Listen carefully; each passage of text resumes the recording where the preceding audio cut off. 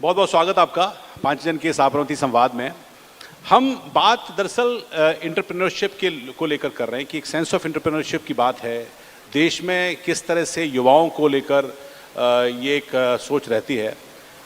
इस बारे में आपकी सोच क्या है, और खासकर एक भारत में युवा अगर कुछ अपना करना चाहे तो उसको किन चीज़ों का ध्यान रखना चाहिए? सबसे पहले तो मैं पांचजन्य का बहुत धन्यवाद करता हूँ। और अभी जो ये बैटिंग हो रही है वो नाइट वॉचमैन के हिसाब से हो रही है, तो उसमें कोई वो आपत्ति नहीं है। देखिए, आज के ज़माने में अपना जो काम है मेन युवाओं का और आम नागरिक का भी, देश को कैसे $5 ट्रिलियन की इकोनॉमी बनाई जाए, that is the most important things in the present situations.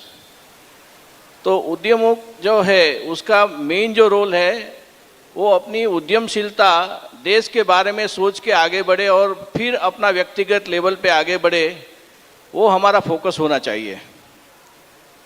आज की तारीख में हमारा और अमेरिका, हमारा और चाइना, हमारा और जर्मनी, हमारा और जापान का मुकाबला थोड़ा बहुत कम है।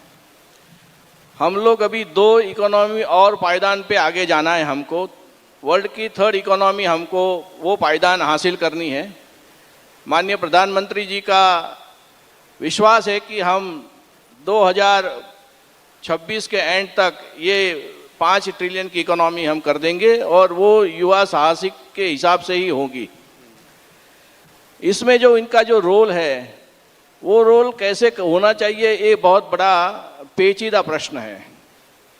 क्या हमको ये उद्यमता बोरोविंग के हिसाब से करनी चाहिए, अपनी जो कैपिटल है वो डाल के करनी चाहिए, या किस हिसाब से करनी चाहिए? देखिए, हमारे देश में एक अभी आज की तारीख में कमी है, वो है हम लोग रिसर्च एंड के बारे में बहुत कम सोचते हैं। रिसर्च में हमारा जो एलोकेशंस है वो बहुत कम है। Therefore, our talent, the youth talent is not able to progress properly. तो अगर हमारे पास जैसे प्रकाश भाई है जिसका इतना बड़ा व्यापार है, उन्होंने रिसर्च में जितना पैसा डाला है इससे ज़्यादा पैसा हमको हर एक फील्ड में डालना चाहिए। और रिसर्च के बिना कोई भी बिजनेस आगे नहीं बढ़ सकता है। तो आज के युवा साहसिक को भी मैं वही बोलूँगा कि अपना जो काम करे वो रिसर्च के आधार पर करे, किसी के हियर से मत करे। अगर ये इकोनॉमी को हमको आगे ले जाना है तो रिसर्च का बहुत बड़ा रोल है। रिसर्च के हिसाब से ही हम लोग आगे बढ़ सकते हैं।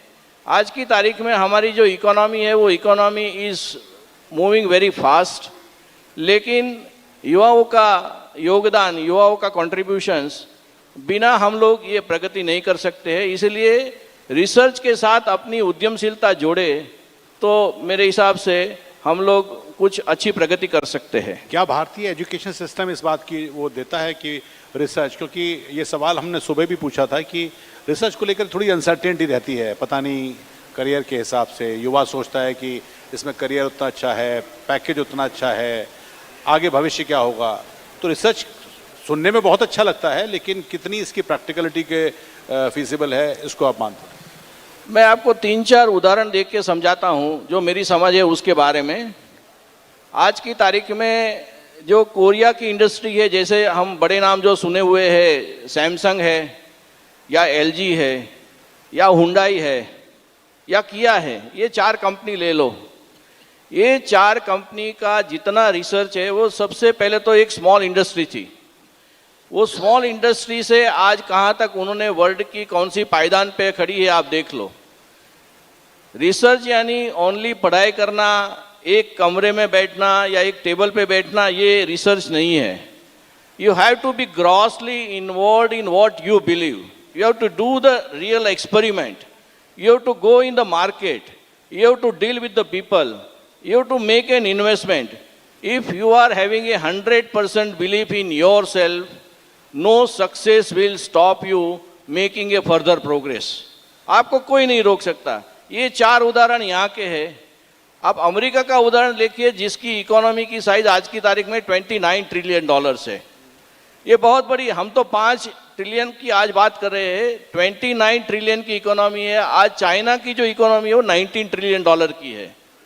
ये 2 को छोड़ के बाकी सब हम लोग है वो 4-5 ट्रिलियन के आसपास ही बस घूमे रहते हैं। इसमें भी हमारी साइज जो है उसके हिसाब से हम बहुत पीछे है।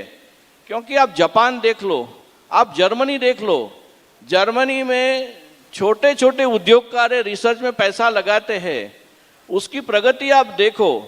Almost 65% of the industries are being controlled by MSME. तो ये रिसर्च की अलग बात है कि रिसर्च में आपको कोई संदेह नहीं होना चाहिए, आप में पूरा पहले खुद भरोसा होना चाहिए, और फिर भरोसे से अगर बात करोगे तो रिसर्च आपको डेफिनेटली सक्सेस देगी, डेफिनेट सक्सेस देगी। लेकिन अगर आप इसको परकुलेट करते हुए पिछले कुछ सालों में आपने देखा है कि कुछ इस तरह का माहौल बना है। ये प्रधानमंत्री, ये सरकार ने इस पर जोर भी दिया है, प्रधानमंत्री खुद कहते भी रहे हैं। क्या 10 सालों में, 15 सालों में कुछ ऐसा आपने बदलाव देखा है कि इस दिशा में कुछ काम हो रहा है पॉजिटिवली? पॉजिटिवली थोड़ा बहुत प्रोग्रेस हुआ है। Very frankly I am telling you, the GDP का 6% to 8% are spend by all other countries in research. हमारे यहाँ 1% से कम का अमाउंट हम लोग स्पेंड करते हैं रिसर्च में। वो भी अभी का जो अभिगम है उसी हिसाब से हम लोग करते हैं। पहले तो इतना अभिगम भी नहीं था, प्राइवेट सेक्टर को कोई बढ़ावा देना ये भी नहीं था। हम तो वो पुरानी जो हमारी मार्क्सवादी कम्युनिस्ट की पॉलिसी थी वही पढ़ते रहते थे। तो आज की तारीख में डेफिनेटली 10 साल में थोड़ा बहुत परिवर्तन हुआ है, लेकिन जितना होना चाहिए और ज़्यादा गुंजाइश है मेरे हिसाब से। कम रिसर्च के बारे में इंडिया की जीडीपी का जब तक 5% से ज़्यादा नहीं लगता तब तक हमारा प्रोग्रेस अच्छी तरह से होने की गुंजाइश कम लगती है। आज गुजरात स्टेट गवर्नमेंट का बजट भी देखिए, गुजरात स्टेट गवर्नमेंट का बजट 2 दिन पहले आया। हमारा नेशनल बजट जो है इकोनॉमी पे बात करें हम लोग तो 42 to 45 लाख करोड़ का बजट है। हमारा गुजरात का बजट है 3,70,000 करोड़, 3,70,000 करोड़ का बजट है। उसमें भी अगर गुजरात गवर्नमेंट के हिसाब से भी देखा जाए तो research has not been considered as a primary object for economic development. Unfortunate part, we are doing everything fine, our governance is good, our integrity is good, our marketing is good, everything is good, but we are lacking in a research and development। तो ये जो प्रगति की जो राह है वो बहुत धीमी चल रही है रिसर्च एंड डेवलपमेंट के बारे में। जब तक ये राह नहीं पकड़ेंगे तब तक कोई प्रगति नहीं होने वाली है। आज जापान 101% उसकी जीडीपी का डेट है। आज अमेरिका में 126% of their GDP is a debt. आज दिवालिया देश है ऐसा बोल सकते हैं अमेरिका, लेकिन अमेरिका में वही रिसर्च एंड डेवलपमेंट में जितने पैसे लगाए हैं वही हमारे लोग ही है। आज अगर हम लोग कैलिफोर्निया में जाए तो हम सिलिकॉन वैली में जाए तो हमारे एंटरप्रेन्योर्स वही रिसर्च एंड डेवलपमेंट करके वहाँ प्रगति करते हैं। आज जितने भी बड़े बड़े कॉरपोरेशन ले लो, their brain, we do not have any weakness in our brain, our understanding, our logic is so powerful, we can rule the country, we can rule the world, we can rule the universe। हमने हमारी पुरानी सनातन संस्कृति को भूले। हम एक बार सोच ले कि हमारे दिमाग में क्या था। जिस समय लोगों को कपड़ा पहनने की भी क्षमता नहीं थी या उसकी आदत नहीं थी, उसका विज्ञान के बारे में, एस्ट्रोलॉजी के बारे में इतना ज्ञान था। ये हमारा दिमाग, उसमें कोई कमी नहीं है। What we are lacking behind is only the research and development and some sort of a entrepreneurship। Gujarat entrepreneurship में सबसे आगे है, लेकिन बहुत सारे स्टेट है जहाँ एंटरप्रेन्योरशिप भी डेवलप करनी पड़ेगी और रिसर्च एंड डेवलपमेंट भी करना पड़ेगा। ऐसा मेरे को लगता है कि ये दोनों का कॉम्बिनेशन होगा तो हम लोग जरूर आगे बढ़ेंगे। हमको टैक्स के बारे में बहुत सारा सिंप्लीफिकेशन आया है, ये बहुत सारी चीज़ आई है। अभी 12 लाख रुपये तक की अगर हमारी आमदनी होगी तो अगले साल से वो टैक्स नहीं भरना है। ये बहुत चीज़, बहुत, all these are good things. The government is making a progress in a right directions.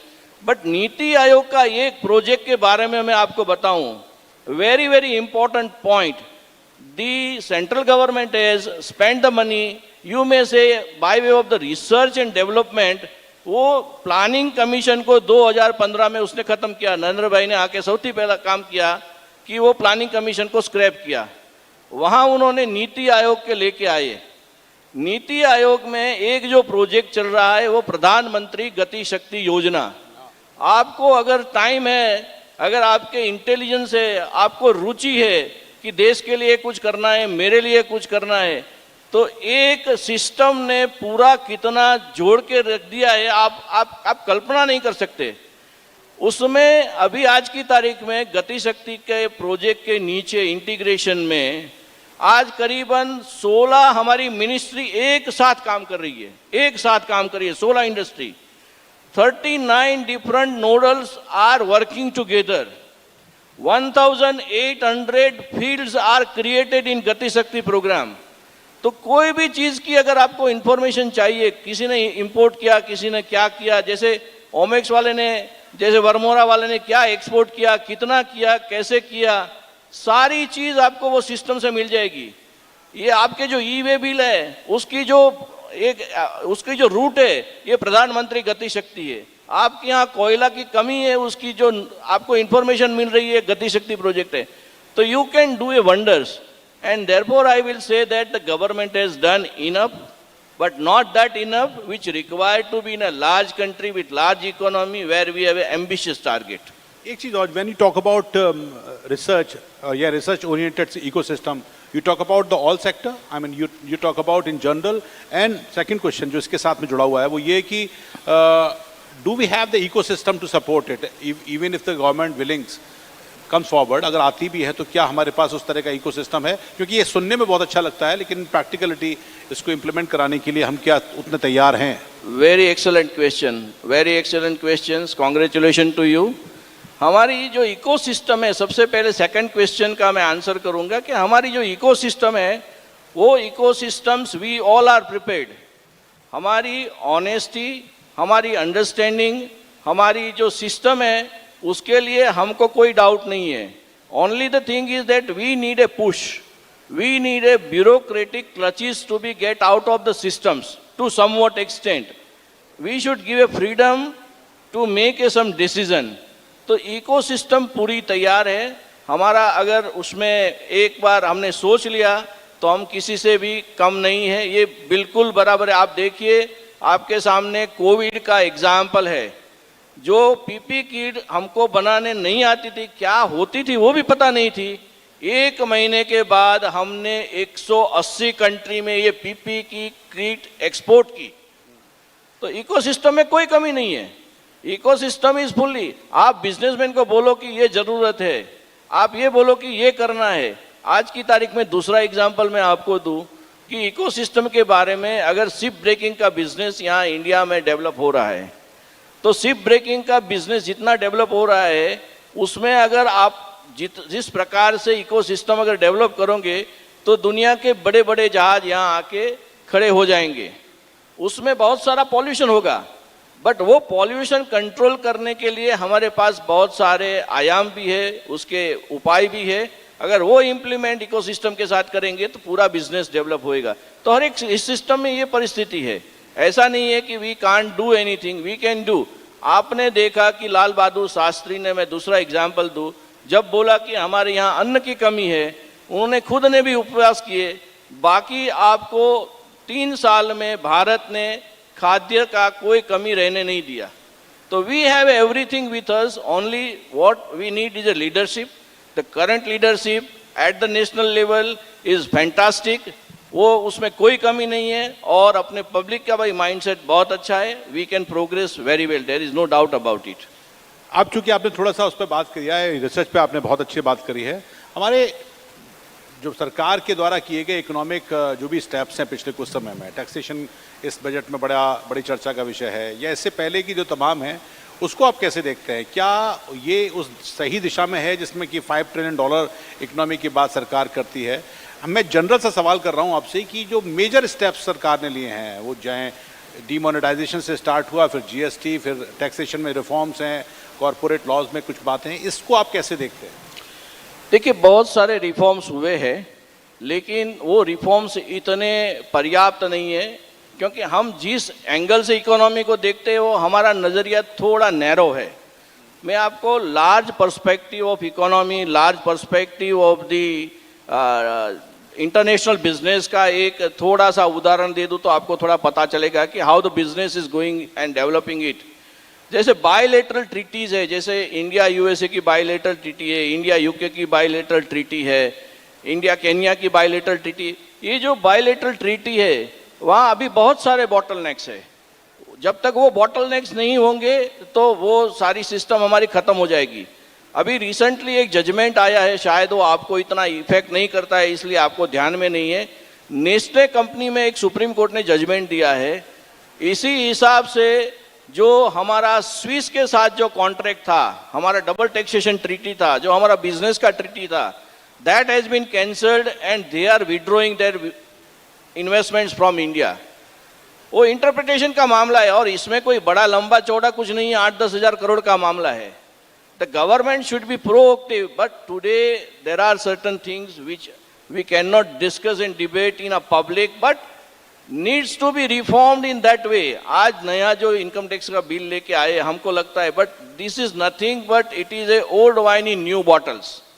उसमें इसे ज़्यादा कोई नहीं है। वो पुराने जो है उसमें सेक्शन सब सेक्शन ऐसे थे, प्रोवाइड होते, अभी वो सीक्वेंस में अच्छी लैंग्वेज में डाल दिया है, तो इससे ज़्यादा उसमें कोई नहीं है। एक छोटा सा ये है, but all these are very small things as compare to the economic scenario in a country, हमारे देश के लिए, डेवलपमेंट के लिए। क्योंकि हमारा जो देश है ना, वो आपको एक छोटा सा और एक उदाहरण दे दूँ, उसमें सस्टेनेबल डेवलपमेंट का एक उदाहरण है। यूरोप कंट्रीज जो है, यूरोपियन EU कंट्रीज है, जैसे आप EU कंट्रीज का हमको बहुत सारी जगह पे जिक्र होता है।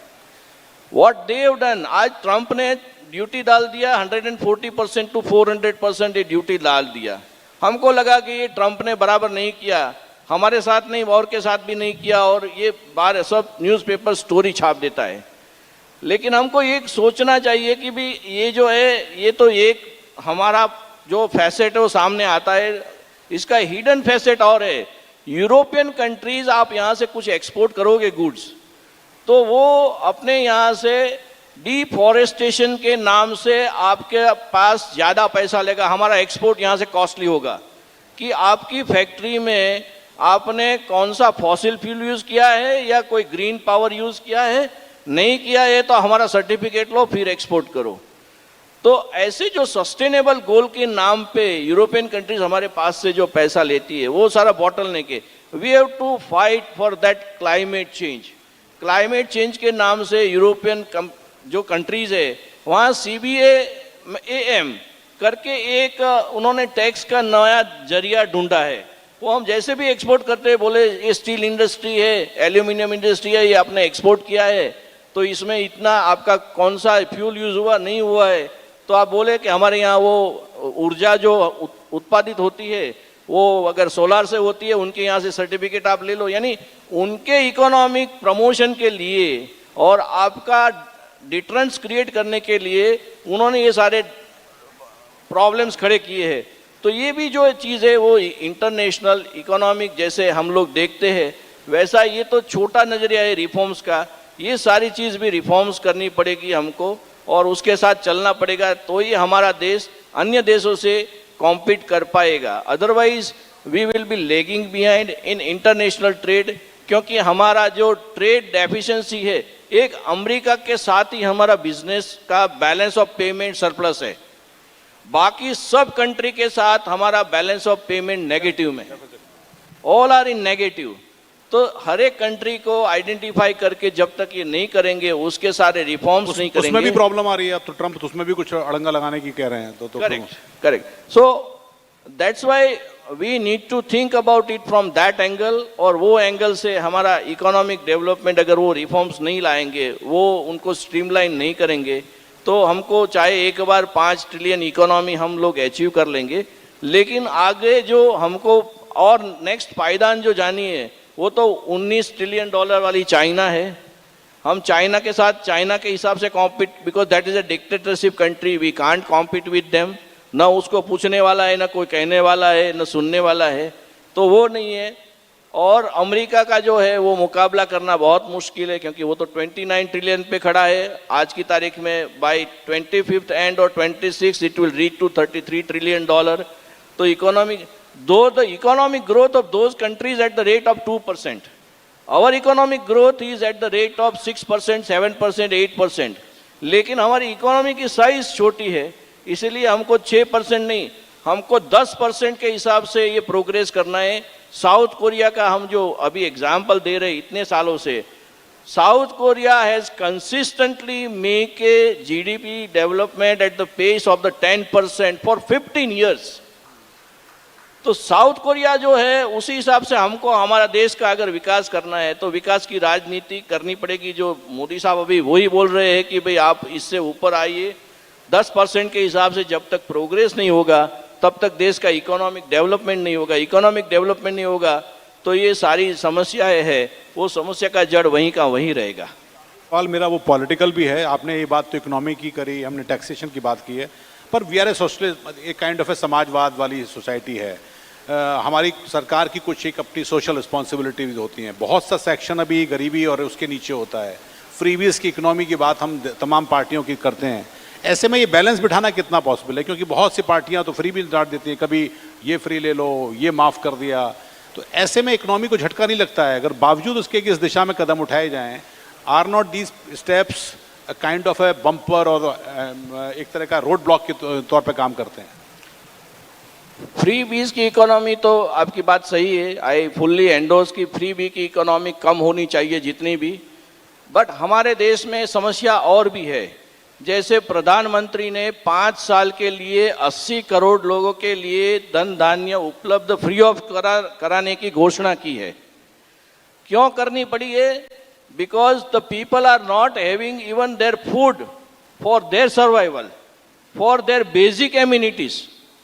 तो इसीलिए प्रधानमंत्री को करनी पड़ी कि भाई मैं 5 साल आपको धन दूंगा, राशन दूंगा, आप अपना घर चलाइए। जैसे आज की तारीख में प्रधानमंत्री ने बहुत सारी योजनाएं भी डिक्लेयर की है, आवास योजना है, शौचालय योजना है और बहुत सारी योजनाएं हैं। फ्री बी के अगेंस्ट में हो सकते हैं, लेकिन हमारा सोशलिस्ट जो स्ट्रक्चर है वो सोशलिस्ट नहीं है। हमने अपनी दिशा को कहीं और मुड़ा है। अगर हम हमारी दिशा से वही आगे चले तो मेरे हिसाब से हमारा जो पुराना जो तरीका था, आज की तारीख में आर्थिक उपार्जन के अलावा social integration is also equally important, and that social integration is being done by the prime minister, by various schemes, by various plannings. तो ये चलना चाहिए। फ्री बीज हो सकता है इतना कम होना चाहिए। सब्सिडी जब आप देते हैं तो आपको शायद मालूम नहीं होगा कि WTO और गैट्स वो तुरंत अपना हल्ला बोल कर देता है कि भाई आप ये बंद करो, ये बंद करो, ये बंद करो, क्योंकि उनको ऐसा लगता है कि भाई यहाँ से ये सब दूर हो जाएगा तो फिर हमारा कोई सुनने वाला नहीं रहेगा। तो ये बहुत सारी चीज़ है पॉलिटिकल लेवल पे भी, लेकिन freebie is definitely over a period of time it should be done away. But अभी आज की तारीख में जो ज़रूरत है उतना कमिटमेंट करना चाहिए, वो सर्वाइवल के लिए है और ये अपने देश के हित में है, उतना जरूर होना चाहिए। आखिर में किससे समअप करेंगे? Are you hopeful we are going in a direct, मतलब ठीक ठाक तरीके उसमें जा रहे हैं या फिर अभी हैं? मेरे हिसाब से तो 2047 has been set and Amrut Kal has been declared by honorable prime ministers. Definitely we are in that directions and all the political leaders are also having a views कि भाई हम यही सही दिशा में जा रहे हैं, सही काम कर रहे हैं। बस जनता का उनको साथ मिलना चाहिए 2047 तक, तो ही ये दिशा में। अगर कोई डिरेलमेंट हुआ या कोई और हादसा हुआ बिटवीन तो मुश्किल लगता है। अदरवाइज तो 2047 India will be a, Bharat will be a developed nation, there is no doubt about it. That's what my believe. चलिए, इस उम्मीद के साथ बहुत बहुत धन्यवाद। इन सारी बातों को और बड़ी बात को स्पष्टता से रखने के लिए आपका बहुत बहुत धन्यवाद।